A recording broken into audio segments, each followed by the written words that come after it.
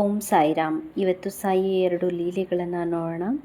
ಒಬ್ಬರು ಸಾಯಿ ಡಿವೋಟಿ ಇದ್ದರು. ಅವರು ಪ್ರತಿದಿನ ಧ್ಯಾನ ಮಾಡುವಾಗಲೂ ಸಾಯಿನ ನೆನಪು ಮಾಡ್ಕೊತಾ ಇದ್ರು. ಬಟ್ ಯಾವತ್ತೂ ಅವ್ರಿಗೆ ಧ್ಯಾನ ಮಾಡುವಾಗ ಸಾಯಿನ ನೋಡಿರೋದಿಲ್ಲ. ಹೀಗೆ ಯಾವುದೋ ಎಕ್ಸ್ಪೀರಿಯನ್ಸ್ ಕೇಳುವಾಗ ಅವರಿಗೆ ಸಾಯಿ ಧ್ಯಾನದಲ್ಲಿ ಕಾಣಿಸಿದ್ರು ಅನ್ನೋವಂಥದ್ದು ಗೊತ್ತಾಗುತ್ತೆ. ಇವರು ನಾನು ಯಾಕೆ ಟ್ರೈ ಮಾಡಬಾರ್ದು, ನಾನು ಧ್ಯಾನ ಮಾಡ್ತೀನಲ್ವಾ ಅಂಥೇಳಿ ಎಲ್ಲರಿಗೂ ನೀವು ಇದ್ದೀರಾ ಅನ್ನೋ ಅನುಭೂತಿನ ತೋರಿಸ್ತಾ ಇರ್ತೀರ. ಆದರೆ ನನಗೆ ಯಾಕಿನ್ನೂ ತೋರಿಸಿಲ್ಲ. ಇವತ್ತು ಏನಾದರೂ ಆಗಲಿ ನನಗೆ ನೀವು ನನ್ನ ಪಕ್ಕ ಇದ್ದೀರಾ ಅಂಥೇಳಿ ಅನುಭೂತಿ ಬೇಕು ಅಂತ ಕೇಳಿಕೊಂಡು ಆಮೇಲೆ ಧ್ಯಾನ ಮಾಡೋಕ್ಕೆ ಅಂತ ಹೋಗ್ತಾರೆ. ಆಗಲೇ ಸಂಜೆ ಆಗಿರುತ್ತೆ. ಸಂಜೆ ಧ್ಯಾನ ಮಾಡ್ತಾ ಮಾಡ್ತಾ ಇವರಿಗೆ ಸಡನ್ನಾಗಿ ಆರತಿ ಸೌಂಡು ಬರೋದಕ್ಕೆ ಸ್ಟಾರ್ಟ್ ಆಗುತ್ತೆ. ಸಾಯಿ ಸನ್ನಿಧಾನಕ್ಕೆ ನೀವು ಹೋದರೆ ಗೊತ್ತಾಗುತ್ತೆ. ಬೆಳಗ್ಗೆ, ಮಧ್ಯಾಹ್ನ, ಸಂಜೆ, ರಾತ್ರಿ ಎಲ್ಲ ಆರತಿ ನಡೀತಾ ಇರುತ್ತೆ. ಸನ್ನಿಧಾನದಲ್ಲಿ ಹೇಗೆ ಆರತಿ ಆಗುತ್ತೋ ಭಜನೆ ಜೊತೆಗೆ ಅದೇ ಥರ ಪ್ರಾಪರಾಗಿ ಇವರಿಗೆ ಕೇಳಿಸ್ತಾ ಇರುತ್ತೆ. ಇವರು ಕಂಪ್ಲೀಟಾಗಿ ಆರತಿಯನ್ನು ಕೇಳಿಸ್ಕೊಳ್ತಾ ಧ್ಯಾನ ಮಾಡ್ತಾಯಿದ್ರು ಖುಷಿಯಾಗಿ. ಅದಾದಮೇಲೆ ಧ್ಯಾನ ಮುಗೀತು. ಅದರಿಂದ ಎದ್ದು ಎಲ್ಲರ ಹತ್ರ ಕೇಳ್ತಾರೆ, ಇಲ್ಲಿ ಹತ್ರದಲ್ಲಿ ಎಲ್ಲಾದರೂ ಸಾಯಿ ಮಂದಿರ ಇದೆಯಾ ಅಂತೇಳಿ. ಅವ್ರಿಗೆ ಗೊತ್ತಾಗುತ್ತೆ ಇಲ್ಲಿ ಹತ್ರದಲ್ಲಿ ಎಲ್ಲೂ ಕೂಡ ಸಾಯಿ ಸನ್ನಿಧಾನ ಇಲ್ಲ ಅಂತ. ಆದರೂ ಇವರು ಎಲ್ಲ ಕಡೆ ಹುಡುಕ್ತಾರೆ, ಎಲ್ಲೂ ಸಿಗೋದಿಲ್ಲ. ಆಮೇಲೆ ಇಲ್ಲಿ ಇಷ್ಟೊತ್ತು ನಾನು ಕೇಳಿಸ್ಕೊಂಡಿದ್ದಂಥ ಆರತಿ ಎಲ್ಲಿಂದ ಬರ್ತಾಯಿತ್ತು ಅಂತ ಅಂದಾಗ್ಲೂ ಆ ಆರತಿ ಯಾರಿಗೂ ಕೇಳಿಸೂ ಇರೋದಿಲ್ಲ. ಇದು ಇವ್ರಿಗೆ ಮಾತ್ರ ಕೇಳಿಸಿರೋದು, ಇವ್ರನ್ನ ಬಿಟ್ಟು ಯಾರಿಗೂ ಕೂಡ ಕೇಳಿಸಿಲ್ಲ ಅನ್ನೋದು ಗೊತ್ತಾಗತ್ತೆ. ಇವರು ತಾವಿರುವಂಥ ಅನುಭೂತಿಯನ್ನು ತೋರಿಸಿದ್ದಕ್ಕೆ ಸಾಯಿಗೆ ಕೃತಜ್ಞತೆಯನ್ನು ಹೇಳ್ತಾರೆ. ನೋಡಿದ್ರೆ ಇದೊಂದು ಚಿಕ್ಕ ಅನುಭವ ಅಂತ ಅನಿಸುತ್ತೆ. ಬಟ್ ಆಗಿರುವಂಥ ಸಾಯಿ ಡಿವೋಟೀಸ್ನ ಕೇಳಿ ಅವ್ರಿಗೆ ಎಷ್ಟು ಖುಷಿ ಫೀಲ್ ಆಗಿರುತ್ತೆ ಅಂತೇಳಿ.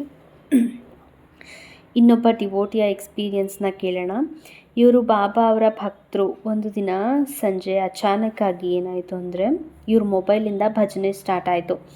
ಅದೇ ಸಮಯಕ್ಕೆ ಸರಿಯಾಗಿ ಅವರ ರಿಲೇಟಿವ್ ಮನೆಗೆ ಬರ್ತಾರೆ. ಅವರು ಭಜನೆನ ಕೇಳಿಸ್ಕೊಂಡು ನಿಂತ್ಕೊತಾರೆ. ಅವರು ಕೇಳ್ತಿದ್ದ ಕೂಡಲೇ ಭಜನೆ ಸಡನ್ನಾಗಿ ಸ್ಟಾಪ್ ಆಗಿಬಿಡತ್ತೆ. ಅವರು ಡಿವೋಟಿನ ನೋಡಿ, ನೀವು ಕೂಡ ಸಾಯಿ ಭಕ್ತರ ಅಂತ ಕೇಳ್ತಾರೆ. ಹೌದು, ನಾನು ಸಾಯಿ ಮಿರಾಕಲ್ಸ್ನ ಕೇಳಿ ತುಂಬ ನಂಬಿಕೆ ಶುರುವಾಗಿದೆ ಅಂತ ಹೇಳ್ತಾರೆ. ಆಮೇಲೆ ಡಿವೋಟಿಯ ರಿಲೇಟಿವು, ನಾನು ರೀಸೆಂಟಾಗಿ ಮಹಾಪಾರಾಯಣ ಗ್ರೂಪಿಗೆ ಜಾಯ್ನ್ ಆಗಿದ್ದೀನಿ ಅಂತ ಹೇಳ್ಬಿಟ್ಟು ಅದ್ರ ಬಗ್ಗೆ ಸ್ವಲ್ಪ ಮಾತಾಡಿ, ಸಾಯಿ ಬಗ್ಗೆ ಮಾತಾಡಿ, ಮಹಾಪಾರಾಯಣದ ಬಗ್ಗೆ ಕಂಪ್ಲೀಟ್ ಡೀಟೇಲ್ಸನ್ನು ಕೊಡ್ತಾ ಇವರೂ ಕೂಡ ಮಹಾಪಾರಾಯಣದ ಗ್ರೂಪಿಗೆ ಆ್ಯಡ್ ಮಾಡಿಸ್ತಾರೆ.